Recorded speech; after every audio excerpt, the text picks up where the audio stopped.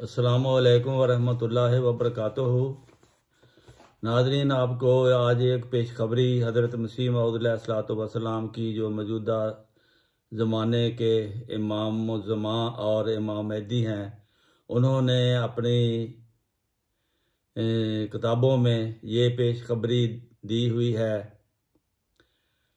कि इस ज़माने के एक ज़माना ऐसा भी आएगा कि जब दुनिया सारी जंग की लपेट में आ जाएगी। ये मैं पेशगोई उनकी लफ्ज़ ब लफ्ज़ पढ़ के सुनाता हूँ। फरमाया, हज़रत मसीह मऊद ने एक तीसरी जंग की भी खबर दी है। ये हज़रत खलीफा सालिस रहमतुल्लाह ताला ने एक खुतबा में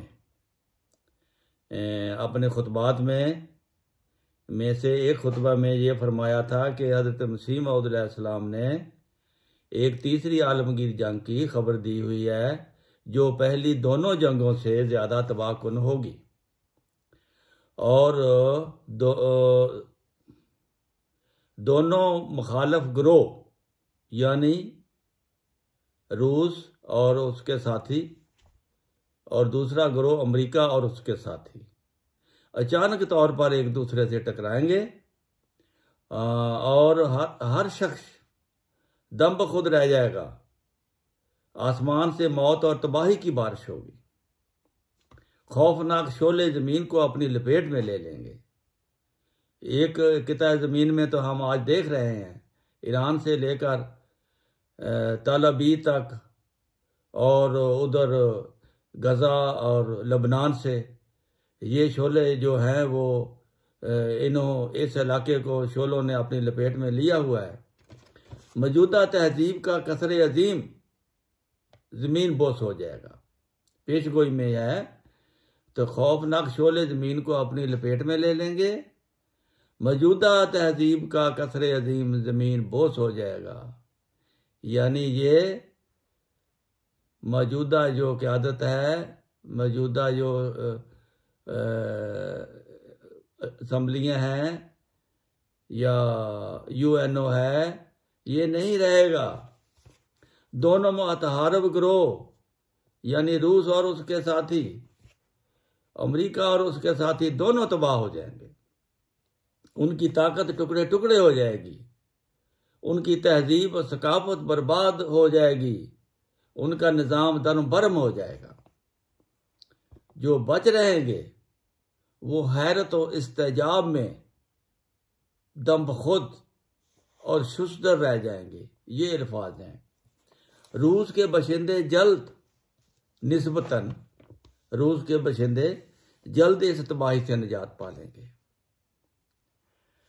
बड़ी वजाहत से ये पेशगोई की गई है, इस मुल्क की आबादी फिर जल्द जल्द बढ़ेगी, यानी रूस की आबादी, और अपने खाल के हकीकी की तरफ रजू करेगी। मुसलमान हो जाएंगे वो। उनमें कसरत से इस्लाम फैलेगा। वो कौम जो ज़मीन से खुदा का नाम और आसमान से उसका वजूद मिटाने की शेखियां पुकार रही है, वो कौम अपनी गुमराही को समझ लेगी और हल्का बगोश इस्लाम होकर तौहीद पर पुख्तगी से कायम हो जाएगी।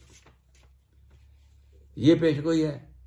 शायद आप इसे एक अफसाना समझें, लेकिन वो जो इस तीसरी आलमगीर तबाही से बच निकलेंगे और जिंदा रहेंगे, वो देखेंगे कि ये खुदा की बातें हैं, उस कादर व तवाना की बातें हैं, हमेशा पूरी हुई हैं, कोई ताकत इसे रोक नहीं सकती। ये थी पेशगोई के अल्फाज।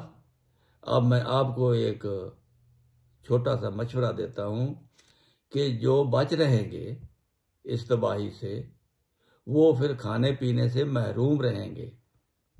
उनको ना पानी मिलेगा, ना खुराक मिलेगी, कई इस तरह वो भूख से मर जाएंगे। इसलिए 2-3 महीनों का ऐसा राशन जमा करें जो आसानी से बनाया जा सके या बगैर आग के पकाने के वो खाया जा सके। ऐसी चीज़ें तैयार करके घरों में रखें। पानी बहुत ज़रूरी है और ऐसी चीज़ें जिससे इंसान जिंदा रह सके। उसकी टिप मैं आपको दे देता हूं। पानी हो, गुड़ हो और भुने हुए चने हो, इंसान कई हफ्ते इनके खाने से जिंदा रह सकता है, आग की जरूरत भी नहीं रहती। तो जो ये चीजें मुनासिब मिकदार में आप अपने घरों में इकट्ठी कर लें। और इसके अलावा चावल, आटा और दूसरी चीजें, अगर आग मुहैया है तो फिर आप चावल भी पका के खा सकते हैं। तो ये था मेरा मशवरा। अस्सलामु अलैकुम व रहमतुल्लाहि व बरकातुहू।